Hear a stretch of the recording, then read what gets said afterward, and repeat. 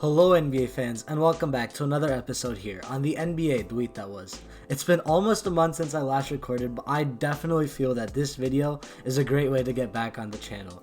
Now that school's over, I'll be uploading a lot more consistently and you'll be getting a lot more content from me regardless of how well the Hawks do in the playoffs. But as you can tell by the title and probably why you clicked on this video, I'm just reacting to the Atlanta Hawks finally winning a playoff series in the Trae Young era. Oh my god, the happiness I felt last night. I really wanted to record this video last night, but my voice was just too shot to really give you guys a full video where I could do it without coughing every 1 minute. But I'm here today to tell you how the Atlanta Hawks managed to beat the Knicks in 5 games, even though 15 out of 18 ESPN NBA writers believe that the Knicks would win the series, including 2 writers saying that the Knicks would win in 5. Yes, there were some people that deluded who thought the Knicks would win the series in 5 games. But yes, today I'll be telling you how I believe the Hawks won, mainly because of how well they played, but also the inability of the Knicks to step up to the plate and really show the world that they're a true playoff team. And then I'll be talking a bit about the Philadelphia series, but I plan on doing a whole video on that series, previewing it before Sunday's Game 1 at 12 p.m. Central Time. So let's get right into it. And I hope you guys enjoy this unfiltered, just true analysis of the Hawks victory and why I believe they definitely deserve to be in the second round of the Eastern Conference playoffs. Coming into the series, I really didn't think the Hawks could pull it out in 5 games, but after watching these 5 games, it clearly makes sense why the Hawks ended up winning in 5 games. So coming into this series, I thought the physical and old school way that the Knicks played, along with the fact that they had torched us in the regular season, especially Julius Randle. Julius Randle is someone I'll be getting into later, but all of these factors really made me believe that it would be a very tight series and could go to 6 or 7 games very easily. However, there are a few key reasons why the Hawks pulled out a relatively resounding and easy victory against the Knicks. So firstly and foremost, we have to talk about Trae Young, the new villain of Madison Square Garden, and honestly, the villain of the NBA, even though he's starting to get a lot more respect and appreciation from the NBA fans.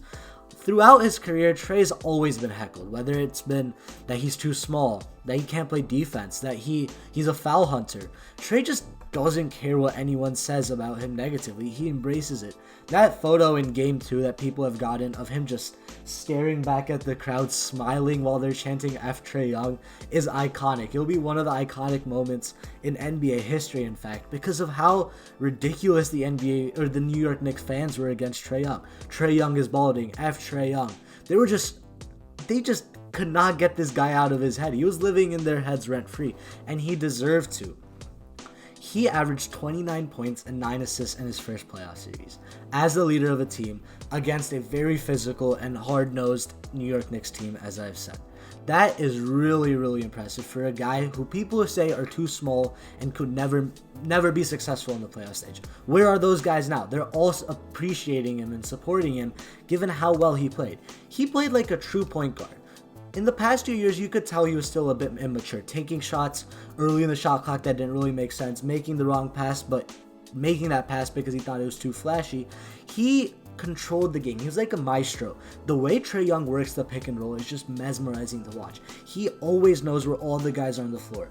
The passes he makes out of pick and rolls, he's dribbling, Capella sets the screen for him, he just no-looks it, picks it up, no-looks it with his right or left hand to a wide open shooter in the corner, the lobs he throws to Capella and John Collins, as well as his floater game and his layup game. He knows what to do in every single pick and roll, which is so impressive for a guy who's only 22 years old, who's playing in his first playoff series in a Madison Square Garden that is chanting F Trae Young. He's just different. He's so good and he's hitting his shots. He does not care what they say. That picture of him smiling, the bow he did on the logo at the end of Game 5, this I'll see you in the A, and then goes back to Atlanta to win 2 games.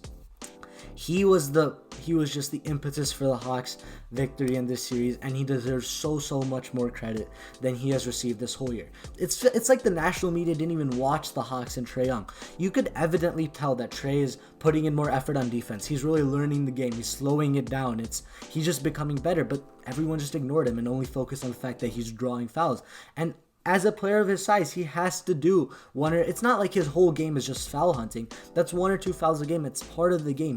Everyone has to accept that, and it finally feels like he's getting some recognition, even though he still, I believe, deserves way more. But first and foremost, the Atlanta Hawks won this series because of Trae Young playing beyond his years and just being a true emerging as a true superstar in this league.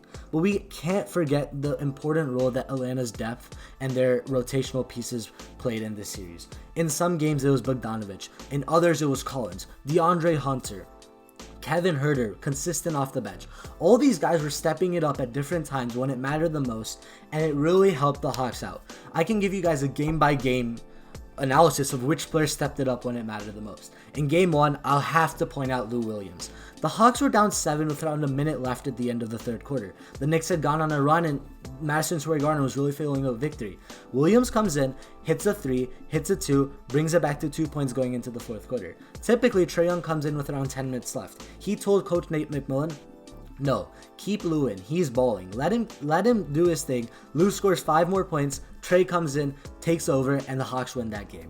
Game 2, we lost, but still, it was mainly because of the Knicks just suffocating us on the offensive end, and we just couldn't hit our shots in the second half. Games 3, 4, and 5, guys like Kevin Huerter are stepping up. Hunter was just a menace defensively. I'll be getting into the defense a bit later. Gallinari started hitting his shots. Collins was doing his thing after having a very rough game too.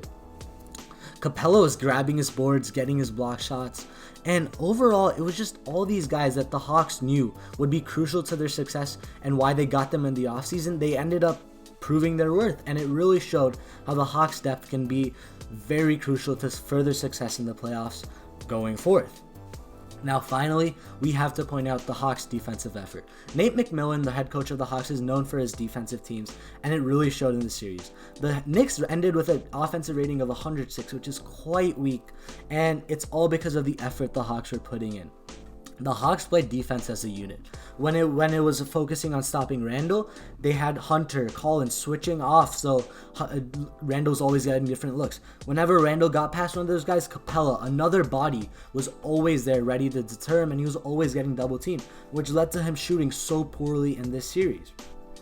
As I said, Hunter was just so good. He guarded Randall, he also guarded Derrick Rose, and he did well against both of them. It just proves how much defensive value that guy brings and how important he'll be to the Hawks' future. As I said, Trae Young did his best defensively, making deflections, keeping up with Reggie Bullock, who's a fast off-ball mover. Bogey trying his best against Derrick Rose, doing his best that he could. Collins using all his physicality to keep Randall at bay. Capella blocking shots. Huerter looking like a defensive menace, guarding guys. He guarded Randall a couple of possessions. He also guarded Rose. He was guarding Alec Burks. He was doing his best. And it's just all these guys playing with physicality, playing with effort, and this is all led by Nate McMillan just giving this team the motivation to play defense as a unit and not individuals, and the Hawks defense was so crucial to them winning the series. So these are the 3 reasons I believe the Hawks won the series. Trae Young, the depth the Hawks possess, and the defensive effort they put in, especially with their physicality and overall playing defense as a unit rather than individuals. Now I think it's time to talk about the Knicks. I mean, I really didn't expect this poor of a performance from the Knicks. With the way Randall had cooked us in the regular season, dropping 40 points in 2 of those 3 games, and having 28 and 17 and 9 in the other game, I thought the Knicks had a significant advantage in this series, with Randall arguably could have been the best player on the floor if he played at the level he did against the Hawks in the regular season. But the lack of adjustments in this series is really what cost the Knicks. A good friend of mine's a Knicks fan, and that's what he pointed out too. He's like, Thibodeau didn't make any adjustments. I mean, okay, he brought Derrick Rose into the starting lineup, cut Payton, made some rotation adjustments, but that was about it. No actual on-the-court adjustments were made, especially on the offensive and defensive end. It was just, they continued with one strategy, and even though it didn't work, they stuck to it, so obviously you're going to lose. So offensively, they ran such an isocentric offense, whether it was for Randall, Rose, Barrett, even though it worked for you in the regular season. If it's not working, you got to change it. With a guy of Thibodeau's experience, you would expect him to pull out something different from the bag, whether it be a more off-ball centric offense with Reggie Bullock, Alec Burks being used or like running around the court, cutting, more off-ball movement rather than just isos. But That's what they stuck with, and it ended up costing them. I mean, Randall was making these shots in the regular season, but now that he's not, now that the Hawks countered by almost double teaming him whenever we got the chance, you're gonna have to do something different, and New York never did, which was so astounding to me. And then defensively, they just didn't know what to do with Trae Young. Besides one adjustment I feel Thibs made with putting Reggie Bullock on him in the second half of game 2, which eventually made us lose that game. Otherwise, they continued with the drop coverage on pick and rolls, which just didn't make sense to me. Trae Young, his floater game is elite. Why do you continue going back instead of contesting the shot? Yes, the threat for the lob is there, but you still got to contest his floater. It's such a high percentage shot for Trae Young, but no adjustments were made on the defensive end. And besides, again, that matchup change, there was no adjustments in this series for the Knicks, which was so astounding, as I said, because you expect Thibodeau to make these changes with veterans such as Rose and Gibson going forth with these changes, pushing the young guys to play with more energy, play with more heart. It never happened for the Knicks. And then I just have to say, they played dirty in game 5, and I didn't like that. I lost a lot of respect for the Knicks. I was really happy for them making the playoffs after so long, but with their dirty antics, all the tripping, all the elbowing, Nerlens Noel, Taj Gibson, I really don't like you guys. You're not going to watch this video, but I just have to say, you guys have lost a lot of respect in my mind. And overall, the Knicks, they just didn't feel like a playoff team in this series, and their lack of adjustments was their key to the loss in this series.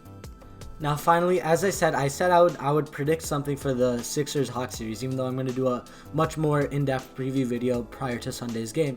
But if Joel Embiid is in and is playing for the Sixers, I have the Sixers winning in 6 games.